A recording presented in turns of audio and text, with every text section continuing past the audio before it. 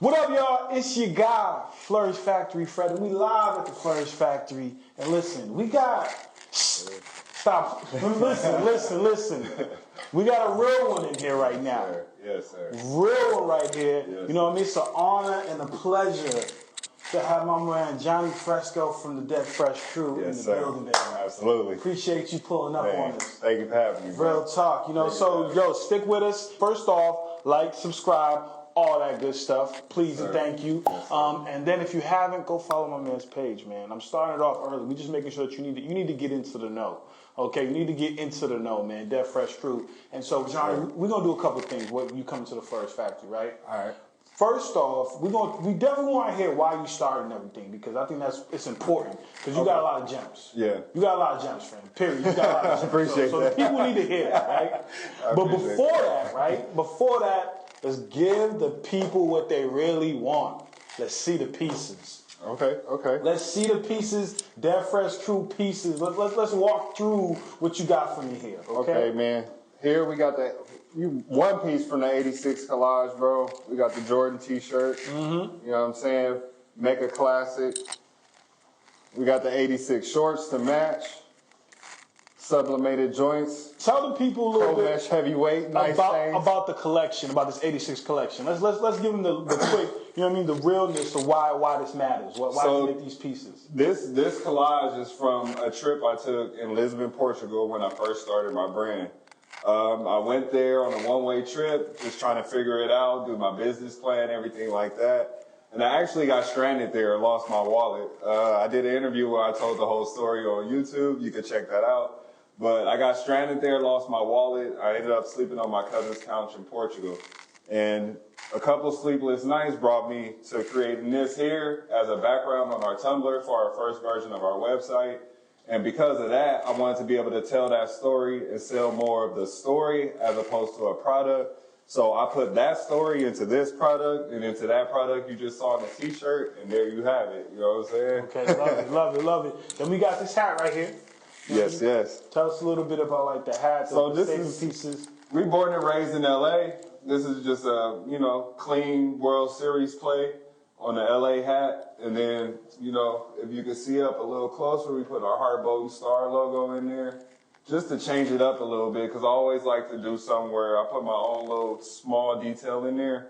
So we throw our Heart Boat and Star in the middle of the LA, and it's become a thing, bro. I love that. Now, one thing we can't skip over, the people see the vest. Talk about the vest. This is a one strap, bro. Yes, sir. A one strap. We call let me step a little, you know what I'm saying? This is a one strap vest. You see it? You know what I mean? The thing is on there. We're doing away with the cross bag. That was the whole point of that, man. We wanted to bring it up to code, and we brought you the one strap vest. You know what I mean? You got two pockets, you got a pouch, one strap vest. You're not gonna see it nowhere else, man. Okay. Shout out. Okay, you got those in stock for everybody. We are making more this summer, so we dropped some last summer. Okay. The people who got them. I just got some messages about them coming back out. We are making more because we will be in Atlanta. We will be in Vegas. We will be moving around this summer, so we want to take pieces like this out and about with us, so be on the lookout. Okay, I love that. So what's the next,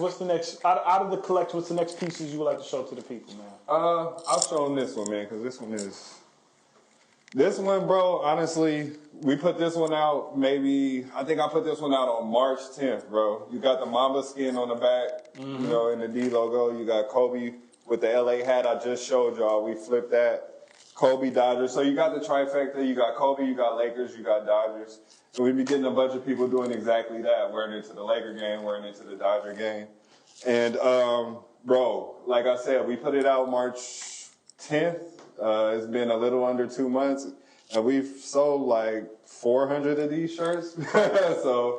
And I just want to say, like, that's not just because the shirt is super fire, but I did learn another thing, again, from LaRussell, because I just like learning from independent people. I'm an independent artist. Bro had an EYL clip where he said he was talking about selling gold cards.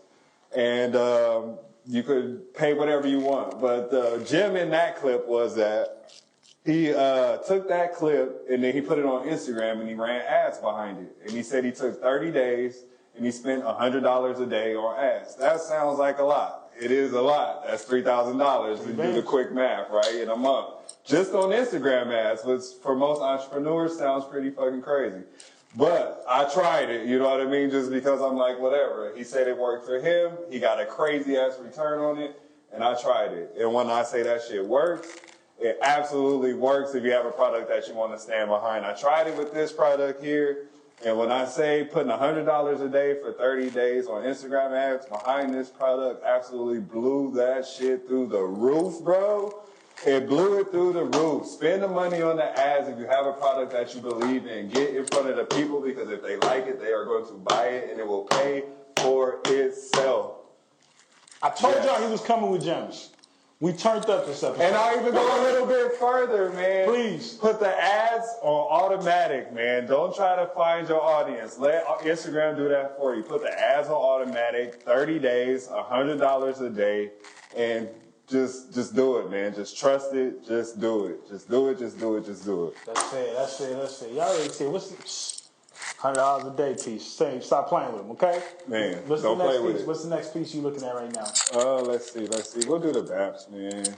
So we got the Babs tee. Shout out to Babs. We actually, we'll put the gas on this tee for us is Robert Towns' agent actually came and bought him one of these t-shirts. So that was fire. That's fire. When that happened, we was like, yeah, it's fucking out of here. So this is the Babs tee. If you can see with the cheetah print, you got the hard bolt star as the spots. We just trying to do little details where we emphasize the hard bolts and stars, which is our signature. And yeah, that's another one. We got the LA Smoke tee. And this one came again. The story behind this one is we just, real quickly, I was designing for a weed collab we have for 420 coming out. Also doing some designs for Warren G. The weed collab went great. The Warren G collab didn't. Not because our relationship isn't great, but because my designs were just a little too kid friendly. So I took that and I was like, you know what, bro? I'm gonna make a LA that ain't nobody seen before. So I took the LA and I turned it into a joint and lit that mug on fire. And there you have it. And shit, we made that. I made that in my garage thinking nobody would ever wear it.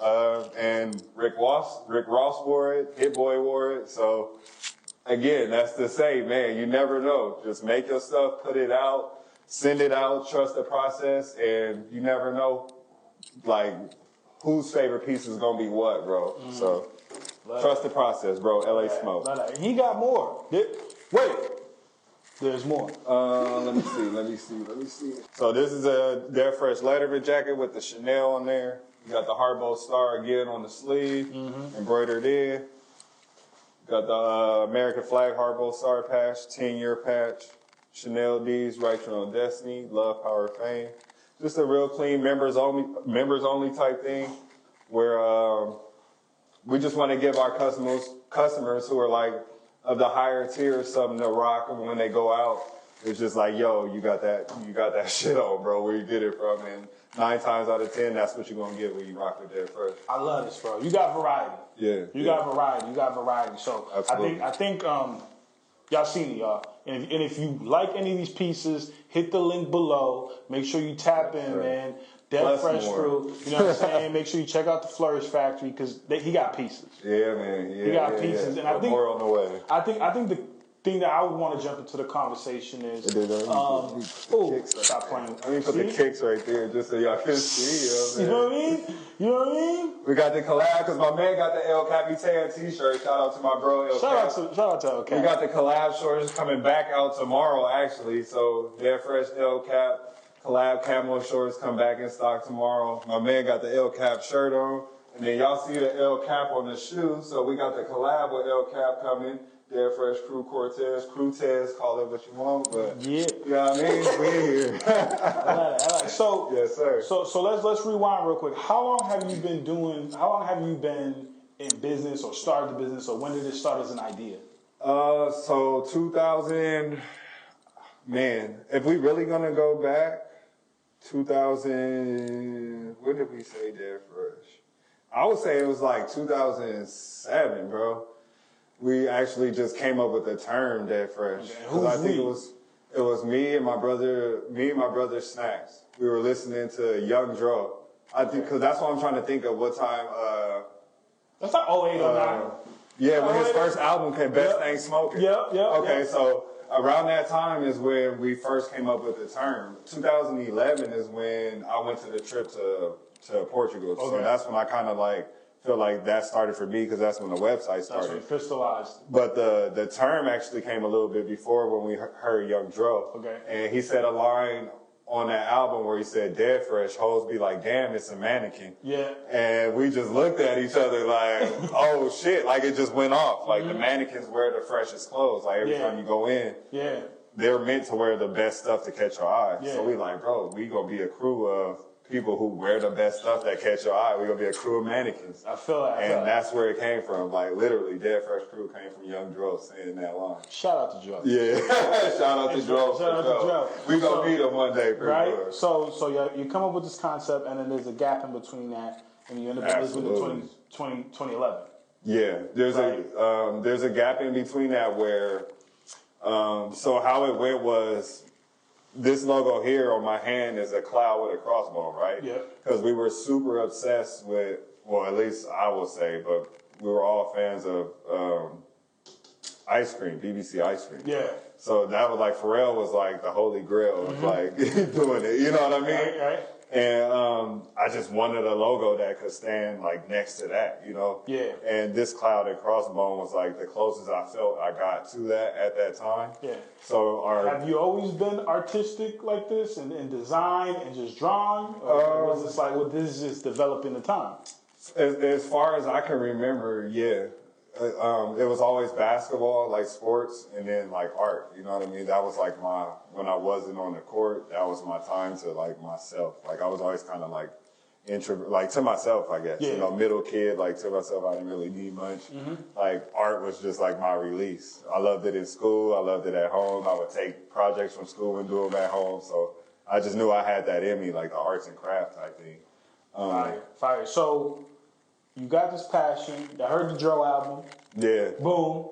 Now 2011. Now let's give us a scoop of the famous Lisbon story, right? And just like what I would say, what motivated you to take the trip, and then once the trip was over, what do you feel like when you was back on land? What was the energy for you?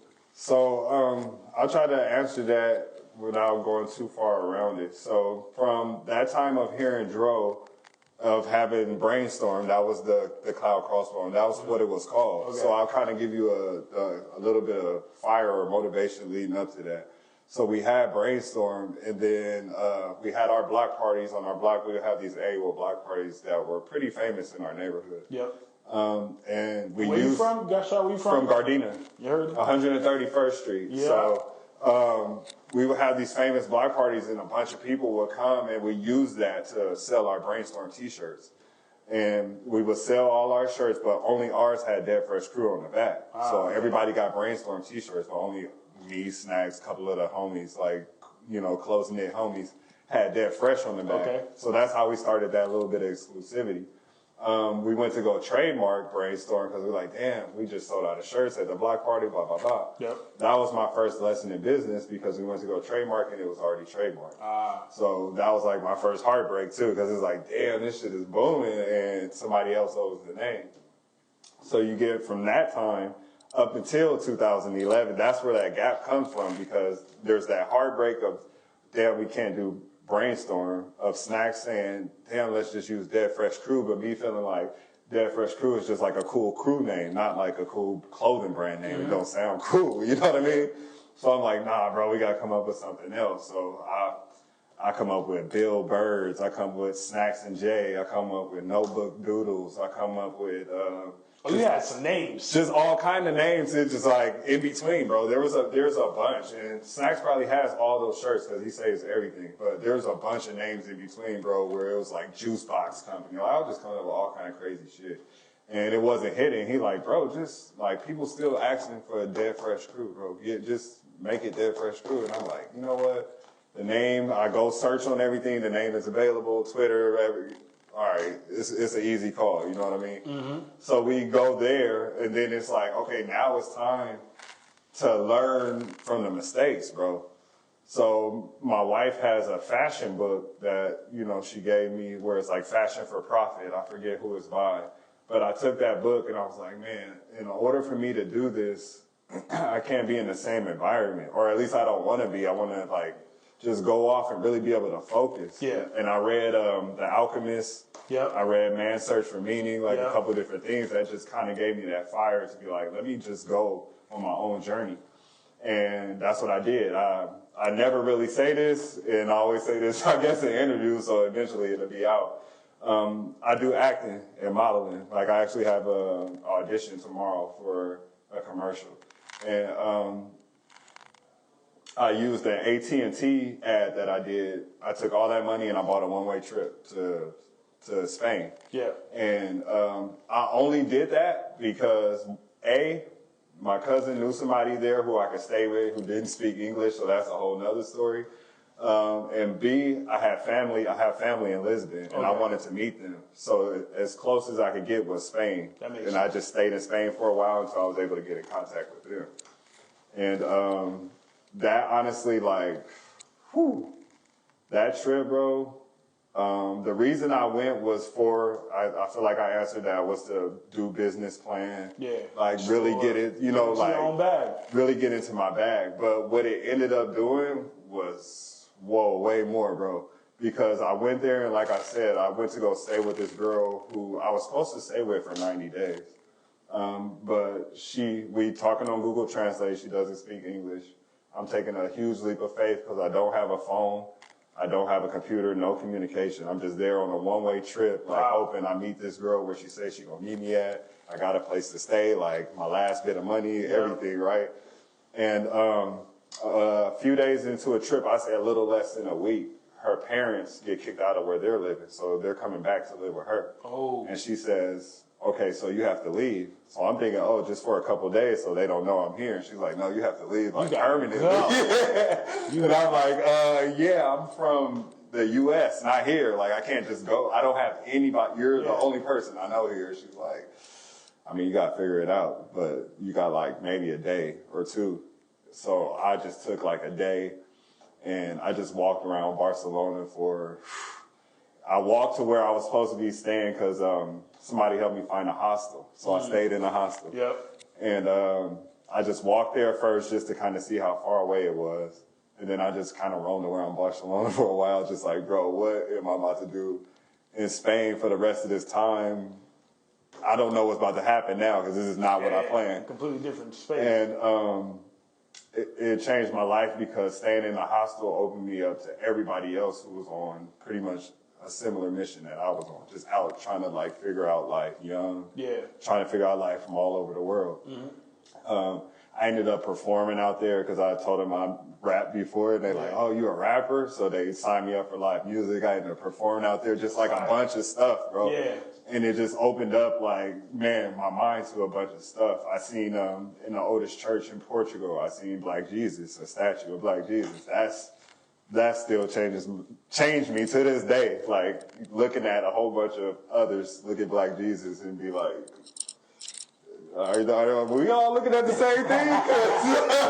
Like, I don't see this where I'm from. So just little stuff like that, man. And then I would say the best gem from that would be I had a vision board before I did any of that. And I had this tower from Portugal called the Belém Tower. And I didn't know what it was or anything. I just was looking up landmarks in Lisbon. And I put this on a vision board, and I said, when I get to this tower, I would have met my family and kind of did what I wanted to do when I got there, right? And didn't have any money, no commercial, no nothing, bro. Just really on a hope and a dream. So when I get to Portugal after losing my wallet, getting stranded in Spain, and all this stuff, I finally get to Portugal and meet my family. And, you know, after coding the website, sitting there chilling for a while, he's like, bro, you got to get out the house. I'm going to take you around for a little bit. And he takes me, he said, I'm going to take you to the oldest church. I seen the Black church. And then he takes me, he said, I'm going to take you somewhere else. Mind you, I've never told him, like, I just met this dude, so I haven't shared too much of anything with him. We're walking, and we walk up to the boat dock, and we get there. He said, I'm going to leave you alone, bro. And I'm like, okay. And I look up, and I'm at the tower that's on my vision board. And I look, and I'm like, bro, this is crazy as fuck. Like, this is crazy. So I go over, and I pick up a rock, and I'm just like, kind of just in awe, like, damn, I'm really here. I met my cousin brought me here. Like, this is crazy, bro. And after we finish, I asked her, I say, bro, why did you walk away? Like, why did you walk away like that? What was that about? He said, I just felt the energy. I don't know. I just felt the energy. So I just told him, like, this is on my, like, I just told him, he was like, do you believe in omens? And I say, you know, what is that? And he was like, signs of like good things to come. And he was like, oh, yeah, absolutely. Yeah. He said, well, this tower is on a boat dock, right? He said the name of this boat dock is Doca do Boom Sucesso in Portuguese, which stands for the Dock of Great Success. And I had no clue. Wow. So he said, if you believe in good things to come, then there you have it. And I was like, bro, that shit blew me away because it was like, there's no way I can even write that. There's no... You can't even make that up? Yeah, you can't make that shit up, bro. So it's just little stuff like that going on that trip, it just like cemented in me like, okay, this is like something I'm supposed to be doing. Although I'm not where I wanted to be in that. I didn't have money. I was broke on a one-way trip. I was trying to get back home. Like, no clothes. I threw my clothes away, everything, bro. But I knew, like, in those moments that that's what I was supposed to be doing. I love that, bro. Yeah. I love that. That's such a great story for people trying to figure it out, man. That's such a fly story. Absolutely, absolutely. Sorry, no, you good, baby. I mean, we in the Flourish factory. We doing it. So, cooking up. I feel like everybody has, like, I feel like people can attest to that, right? Like, you go on a trip, you feel the omens, you feel the energy. It's coming back to you. Yeah. I guess the next question is, now you land back home. Yeah. And that fresh crew, how do you now start moving forward with the brand, right? Because I know like some people, a lot of people get the motivation. Yeah. But one thing that I've personally seen is that like you've been consistent and is the level of commitment. Yeah. So how did that kind of like start happening? You know what I mean? How did you how did you lock in? I guess that's what the question is. How did you end up locking in? Well, so that just gave me like the fire I needed, right? Yeah. And then coming back, mind you, it's still 2011. Yeah. I told you I didn't meet my mentor until 2018. Excuse me. So you got a good 6 to 7 years where I'm still pretty much just like going through the ringer, bro. Like, you know, different odd jobs. I worked at Snapchat. I worked at different like just trying to figure it out, driving Uber, driving Lyft, like just doing little things like that. Going through points where, I mean, I ain't even gonna cap on here. My car got repoed in like 2015, 2016 because I just was like going through it, bro. And you know what I mean? And it was bad for me, but that really put me on my, you know, got me back on my shit because one of my aunts was like, bro, what are you doing? Like, you need to get off, you shouldn't even be asking me to help you because you're old enough to not let this happen. So just like little slaps on the head like that, like, bro, what are you doing? So that's to say like it was a desert season. It was a season, bro. It was a season. That's what I'm saying. You can't skip those seasons. So we gotta pause real quick because I think it's important. You can't skip those seasons. I think it's important to talk about them seasons, right? So for an entrepreneur that's going through that season, right? Yeah. What's your word? What's your gem for them? Because like, I feel like a lot of us, because you just said like you was like, yo, it's like 5-6 years. Yeah, it was tough having a kid, getting my car repoed, going through different odd jobs, not giving up on the dream. Like, so what's the gem in there? Just don't quit, bro. Like as hard as it ever gets.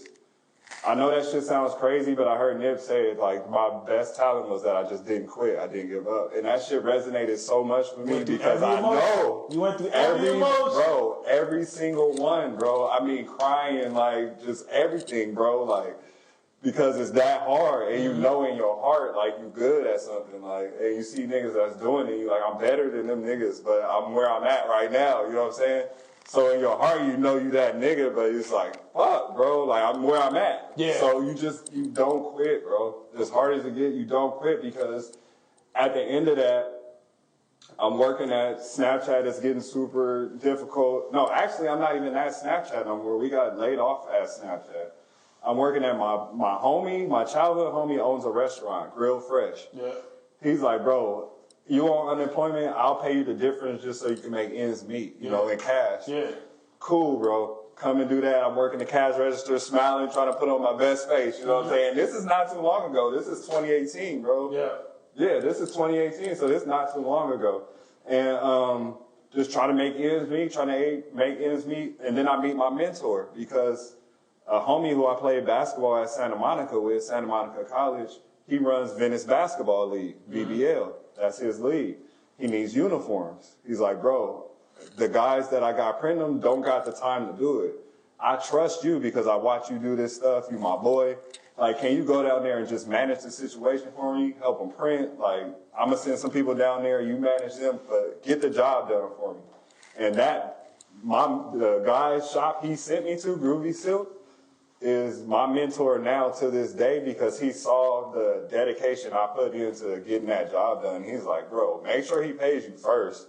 And then you have to start like working on your pricing, working on how you work, like your work ethic, your workflow, like in order to get paid for what you're doing, because I see it in you, but you got a lot of ways to go. And he took me from, like I said, breath smell like Similac to like what you see today, because he told me a gym, which, you know, you asked me for gyms. The one thing he told me was, bro, you can come here, but I'm not going to pay you to learn or to be better than me. I'm not going to pay you. But you can come, work here, and if you break anything, you got to pay for it. That's all I can offer you. You can come and work in my space. Whatever you break, you pay for it. I said, bro, what time can I be here tomorrow? Because you're going to have to kick me out of this motherfucker. And that's what happened. Like, I started getting the Sierra Canyon jobs coming through. I started getting the Slam job came through for that first time. Mm-hmm. And he started seeing them come through with Nike boxes and shit like that. He like, all right, this is getting a little different. So he started charging me rent. Yeah. So I said, that's cool, that's fair, bro. You see me growing. I love that, and I want to pause you right there because for the people not catching it, your network absolutely led you to get a mentor. Absolutely. Like that's a beautiful thing to see because you can't write that. Nah. You can't write that. You said like, yo, the homie that I like play basketball. He pulled me in, right? And it's like I think it's so important for people to understand like your network is your net worth. Yeah, man. Right? And then now, like, you've mentioned this multiple times, like, you are okay with getting a mentor. Oh, bro, I'm okay. You came in as a dozer, you came in as a Robin, and you were willing to work it up. Oh, absolutely. You know what I mean? I think that absolutely. You could see that now, right? Because your confidence is not it's not false confidence. No, it's from really, like, trial and error. Like, really failing and having somebody say, look, bro, whatever you fuck up, you got to fix. And me going in there and actually having that happen where I'm breaking his stuff and I'm like, damn, okay, I got to pay for this now? Oh, damn.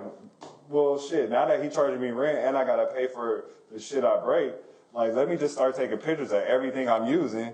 And then my brother know how to build stuff. Let me just go back and be like, look, bro, I'm about to get this machine. I need you to build a dark room. Hey, I need you to build shelves.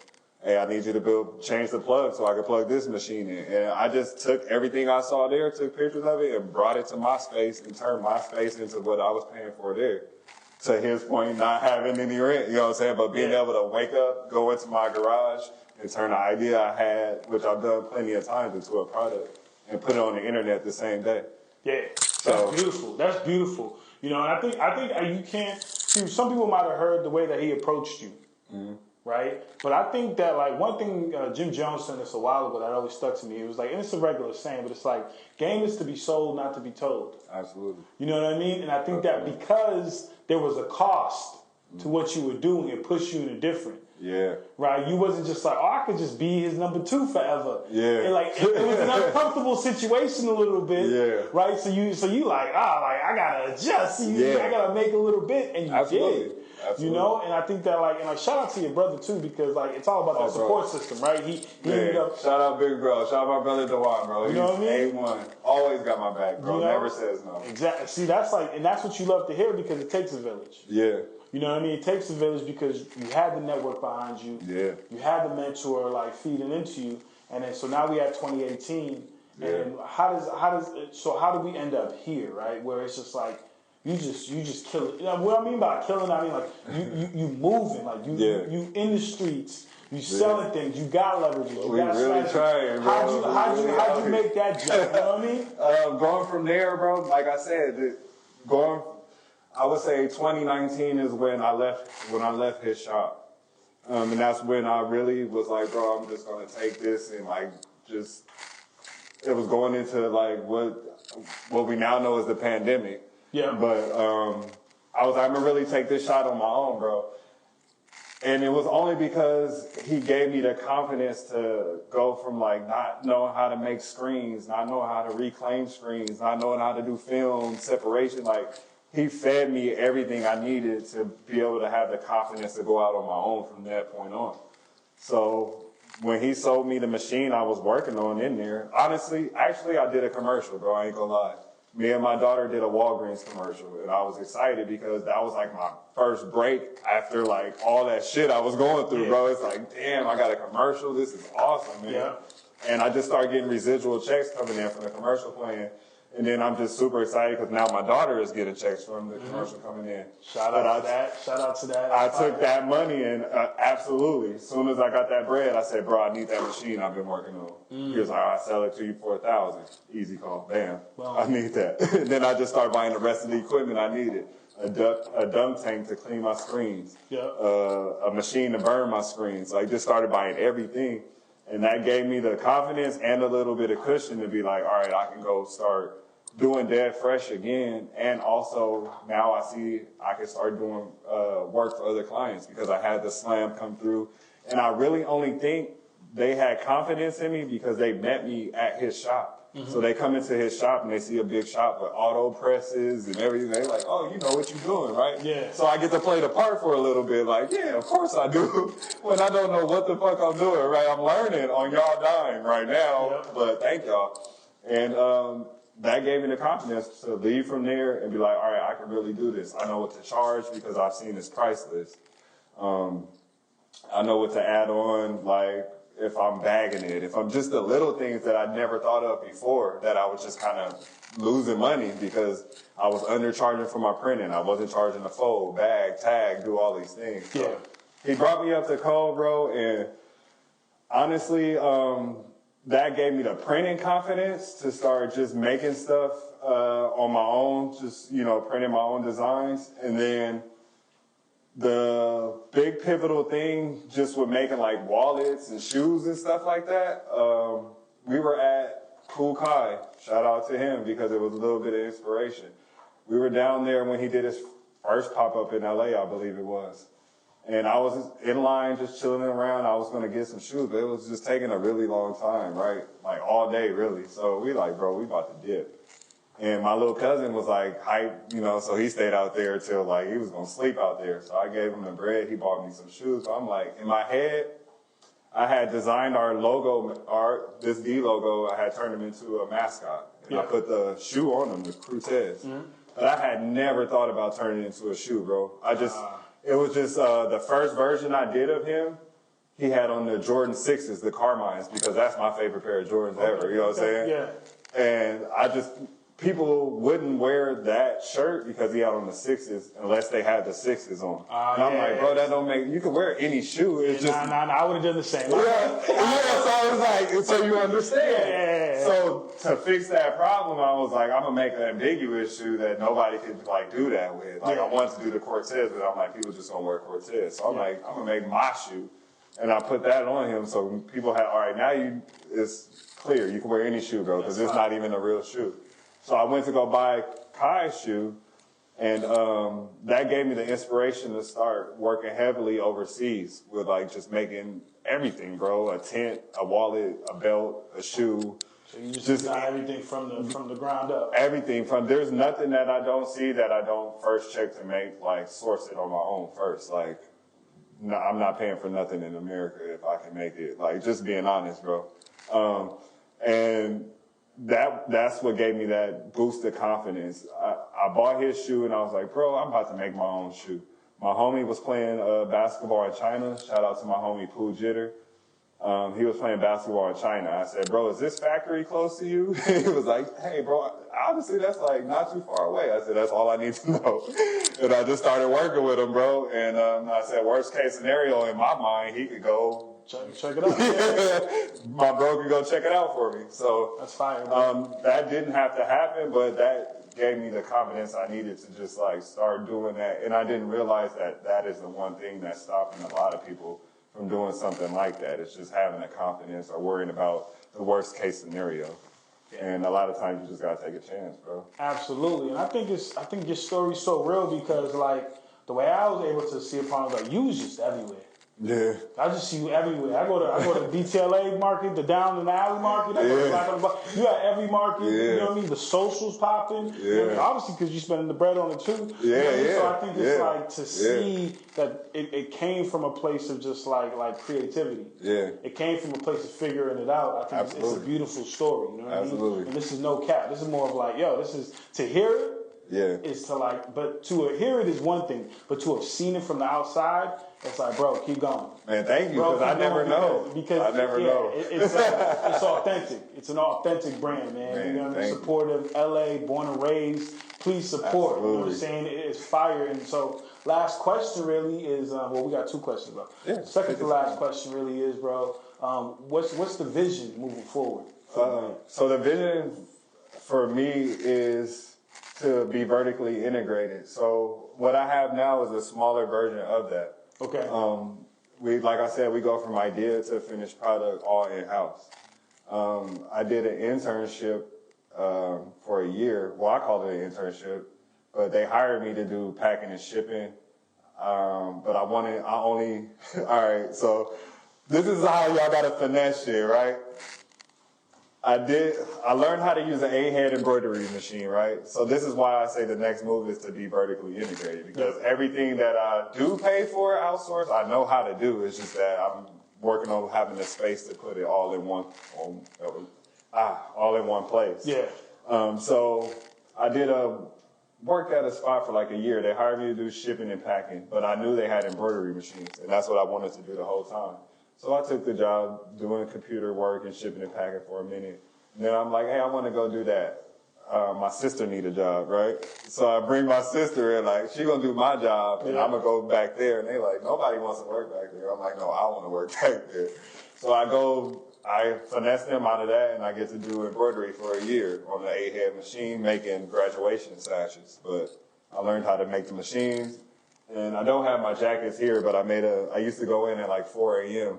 and just make a bunch of patches. And then I think that's what got me fired, because I started OD like. I was like, once they showed me how to digitize, they showed me how to digitize logos and do all that shit myself, bro. I was in there. It was me and one of the other Mexican homies, bro. He would open up the shit for me. Just go crazy. And I would just like line up all the machines to be making all kind of Fresco patches, DLC patches. It's like all before they came. I was supposed to be doing work for them, but that's how I finessed it, bro. And I say all that to say is I want to be able to have all of that experience in one house. So now I do screen printing from the ground up. I want to be able to do embroidery, just have everything in one place. And be able to go from finished idea to our stores. And I heard Nip say, again, because I like Nip, the Russell, people of that cloth.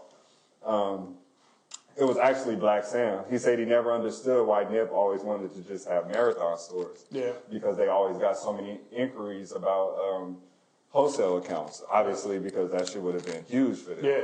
But Nip said, no, I want them to either come to our website or come to the Marathon store. And as you know, or may not know, his vision was to have a Marathon store in every popular location. Yeah. So he's saying if I have 10 stores in 10 of the most popular spots in the United States, and I send each one 100,000 copies of my album, that's 1 million copies. To a lot of people, that's like they goal. Yeah. To me, I'm doing that all in-house. Like, that's all money in, for real. Yeah.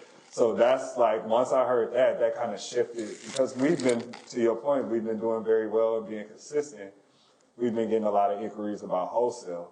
But I heard that, and it makes me want to keep it more exclusive, because we do want to be vertically integrated where we control our inventory, which gives us an advantage now. Because even when we do the Kobe shirts, we get them in on Thursday, we have a show Saturday. It's 120 shirts. Most screen print shops is not going to get them to you by Friday. Facts. I'm going in there that I'm getting up at 2 a.m. in the morning while the kids and the wifey is asleep, and I'm knocking them shirts out for Saturday. You know what I'm saying? So people don't see that, but that's what I get to do in order to be able to show up on Saturday and be smiling, although tired.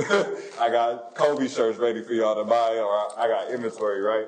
So I enjoy that aspect of having that control. We just want to elevate that and make it bigger to be able to produce more, not only for ourselves, but more for the Slams, the Gatorades, the Nikes, the Sierra Canyons, the Warren G's, like stuff like that. And control like the outlets, which is having our own store. Like you can only come to Dead Fresh, to our cameraman's point, where can I get it from? Oh, you can get it from online, or you can come to these 5 pop-ups. If you see it anywhere else, it probably didn't come from us. Somebody probably reselling it. I don't know what's going on. But you gotta come see us. You gotta come shake my hand. You gotta come shake my man's hand. You know what I'm saying? You gotta hit us up online. That's me answering you. That's my man's answering you. I give people my phone number. Text me, bro, if you're worried about your order. This is my personal number. Like, I try to make it real personable, so it's not just like, oh, you a customer of mine. It feels like more like you family, or like, yeah, my man Johnnie, he's super cool, bro. Like, almost like we became homies and stuff. I'm like, yeah, that's pretty much what I want you to feel. Is like, now you my homie, not just like, oh, I'm supporting him because I just want him to be huge. Like, no, let's make it personable as we can. So as of right now, every product that's been printed out, every bag, everything has been touched by these hands or my homie's hands. Everything that goes out is signed by me. I'll leave a note, you know what I mean? Like, I try to make it real personable. So that's me, that's the brand, that's the vision, is to keep that same thing, but just grow it and keep it tight-knit, you know what I mean? Keep it in the family. I love that, man, because it's a full circle moment, because what I'm hearing is, come on, be and join the Dead Fresh crew. Man, that's all you hear. Come join. But to get this, you gotta go through. You gotta go through this, man. Everything he touching, he's making, especially for the Dead Fresh crew. So, yo, you heard the story, man. And we not, and I'm sorry, bro, I'm not saying that to be like a gatekeeper. If y'all see my Instagram or my TikTok or anything like that, bro, I'm willing to share all this experience, everything I've been through, any nuance, anything, factories I find, how to talk to them, scripts, whatever, bro. Like, I'm here to be a resource too, because I want to add value. I don't want to just sell y'all something. I want to be like, build community, add value, educate, so that when you feel like you got a piece, like, you feel like you could share something. Like, bro, it's not like I just got a shirt, or I just like, bro actually talked to me. He actually gave me game. He actually helped me. I've got a clothing line. He helped me learn how to print, or where to get socks, or where to get a bag from. So anything, bro, like, I just want to get value too. So it's not just the thing of like, oh, come through me. That's the only way you can do this. It's like, no, the only way you can get to the brand is through me, because we built this and that's how much we care about it. But what comes with the brand is a plethora of knowledge, advice, network, to his point. And just come get with the vibes, bro. There's nothing but good stuff.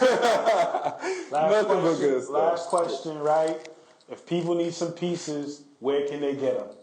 Deadfreshcrew.com is the easiest way, bro. www.deadfreshcrew.com. You can come to the pop-ups at deadfreshcrew on Instagram, on Twitter. On Instagram, we in our bio, we keep all our pop-ups listed. So we try to keep that updated every month. You can tap in there and see what the next pop-up's gonna be. We post them on our Instagram, at Johnnie Fresco. Follow my brother at Snacks Etc. Shout out to Snacks. Yes, sir, man. SNAXETC. I'm Johnnie, JOHNNIE, Fresco, FRESCO.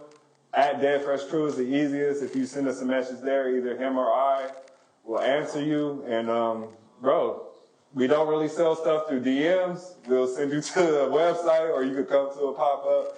And like I said, bro, come shake our hand, come say what's up. We go hook you up, take pictures, do whatever, bro. It's a vibe. It's a family vibe. Hey, Dead Fresh Crew, Flourish Factory. Man, absolutely. Man, we appreciate you coming and sharing your story, man. A lot of Man, gems dropped. Yes, sir.